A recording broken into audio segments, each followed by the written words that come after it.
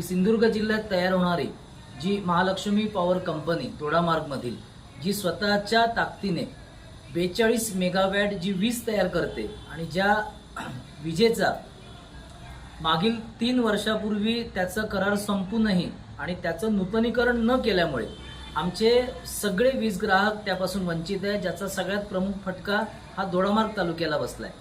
पण लाज वाटते सांगताना की आपणच ती वीज तयार करतो आणि कर्नाटक आणि गोव्याला विकतो, जे गोव्यातले वीज ग्राहक आमच्याकडून विकत घेऊन 3 रुपये आणि 4 रुपयाने ते स्थानिक वीज ग्राहकांना देत आहेत।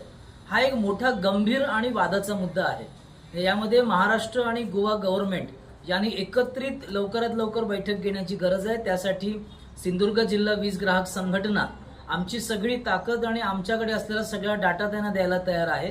विनंती एवढीच आहे की जर महाराष्ट्र वीज गव्हर्नमेंट 9 रुपयाने आम्हाला जर दर युनिट विकत असेल तर ते आम्हाला नको आहे, तर आम्ही दोडामार्ग, सावंतवाडी आणि वेंगुर्ला या तीनही तालुक्यातले जवळपास 1.25 लाख वीज ग्राहक आमची अशी मागणी आहे की आम्हाला केवळ विजेच्या बाबतीमध्ये गोव्यामध्ये वर्ग करावं, ट्रान्सफर करावं आणि तिथून आम्हाला सप्लाय चालू करावा।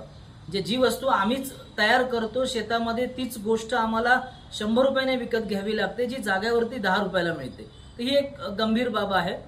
आमची विनंती आहे की या बाबतीत जर ती मेगावॅट करण्याची म्हणजे ऊर्जा उत्पन्न करण्याची जर कॅपॅसिटी अजून महाराष्ट्र सरकारने वाढवली तर संपूर्ण जिल्ह्याला जी आज अंदाजे 150 मेगावॅटची जी गरज आहे ती सुद्धा गरज तिलारीचा जो प्रकल्प आहे, वीजघर आहे आणि महालक्ष्मी आहे, तर सिंधुदुर्ग जिल्ह्यापुरती तरी ती गरज भागू शकते आणि आपल्याला कोयना धरणातून येणारी खारेपाटण मार्गे जी काही 33 केवीची लाईन आहे त्याची कधीच गरज पडणार नाही।